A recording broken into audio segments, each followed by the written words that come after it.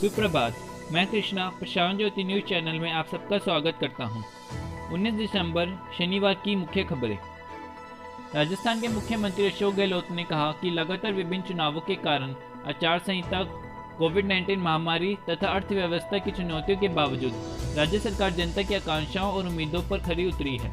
वो ऐसे विषम हालातों में भी मात्र 2 साल में ही जन घोषणा पत्र के 50% से अधिक वादों को पूरा कर दिखाया।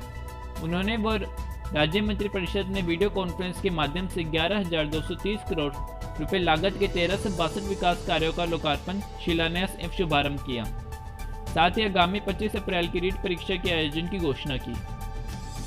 मुख्यमंत्री ने वर्चुअल कार्यक्रम के दौरान श्री गंगानगर के कृषि महाविद्यालय का वर्चुअल लोकार्पण किया, जिस पर विधायक गौड़ ने खुशी जताते हुए उम्मीद जताई कि यह महाविद्यालय विश्वविद्यालय का रूप ले। प्रधानमंत्री मोदी ने कॉन्फ्रेंस के जरिए रायसेन में किसान कल्याण कार्यक्रम को संबोधित किया।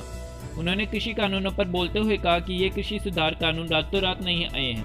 पिछले 20 से 22 साल से हर सरकार ने इस पर व्यापक चर्चा की है। वो कम अधिक सभी संगठनों ने इस पर विमर्श किया है। प्रधानमंत्री मोदी जी ने कहा कि विपक्षी राजनीतिक दलों की पीड़ा इस बात से नहीं है कि कृषि कानूनों में सुधार क्यों हुआ। उनकी तकलीफ इस बात से है कि जो काम वह कहते पर कर नहीं पाते थे, वो मोदी जी ने कैसे किया, मोदी जी को इसका क्रेडिट कैसे मिल गया।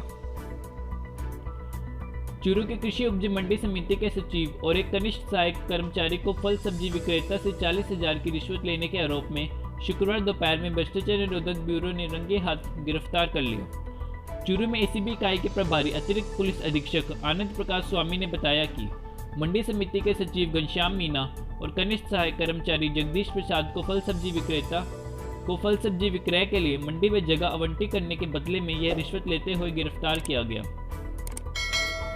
केंद्रीय स्वास्थ्य मंत्रालय ने कहा कि कोविड-19 के टीकों की खुराक लेना व्यक्ति की इच्छा पर निर्भर होगा। इसके साथ ही भारत में उपलब्ध टीके भी दूसरे देश में विकसित टीके जितने ही कारगर होगा।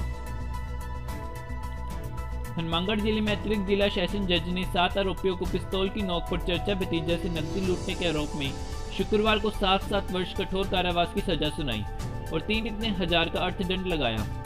साथ ही अर्थदंड अदा नहीं करने पर 9 माह की अतिरिक्त सजा भुगतनी होगी। श्रीगंगानगर जिले के पदमपुर कस्बे में देर रात को 3 दुकानों के ताले टूट गए। इनमें एक दुकान का काफी नुकसान हुआ, वो बाकी 2 दुकानों से चोर कुछ ज्यादा नहीं चुरा पाए। वहीं दूसरी ओर कस्बे के एक अध्यापिका के घर से दिन दहाड़े चोरी होने की घटना भी सामने आई। हनुमानगढ़ जिले के नौर थाना क्षेत्र में दोलेवाला में एक पोल्ट्री फार्म के संचालक के घर में चोरी की बड़ी वारदात हो गई। पोल्ट्री फार्म संचालक का परिवार घर में सोया हुआ था। चोरों ने बिना भनक लगने दे 20 लाख के सोने चांदी के जेवरात पार कर लिए। सुबह जब परिवार वाले 4 बजे उठे तो कमरे के ताले टूटे पाए जाने पर चोरी का पता चला। पुलिस ने बताया कि गांव में अंदर की तरफ घर की दीवार के बाहर 2 व्यक्तियों के खोज चिन्ह मिले हैं। यह 2 संदिग्ध व्यक्ति मेन रोड की तरफ से घर तक आए थे और फिर वापस मेन रोड की तरफ चले गए।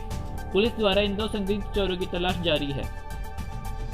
हनुमानगढ़ टाउन थाना क्षेत्र अंतर्गत किशनपुर दिखनादा गांव में एक बार फिर चोरी की वारदात होने से ग्रामीणों में आक्रोश व्याप्त हो गया है। पुलिस के अनुसार गांव के बाजीगर मोहल्ला की किराना की दुकान के विगत रात्रि ताले टूट गए। दुकानदार का लगभग 16,000 का नुकसान हो गया। दुकानदार की रिपोर्ट पर अज्ञात चोरों के खिलाफ मुकदमा दर्ज किया गया। दुकानदार द्वारा दी गई रिपोर्ट में यह भी बताया गया कि किशनपुर दिखनादा में पिछले 1 महीने के दौरान चोरी की 8 और घटनाएं हुई हैं। दुकानदार ने बताया कि 1-1.5 महीने के दौरान 8-9 चोरियां हो गई। हर बार पुलिस को सूचना दी जाती है और पुलिस गांव में आकर पूछताछ करके चली जाती है, लेकिन चोर पकड़ में नहीं आते। ऐसी ही ताज़ा खबरें जानने के लिए प्रशांत ज्योति न्यूज चैनल को सब्सक्राइब करें और बेल आइकन को दबाएं। धन्यवाद।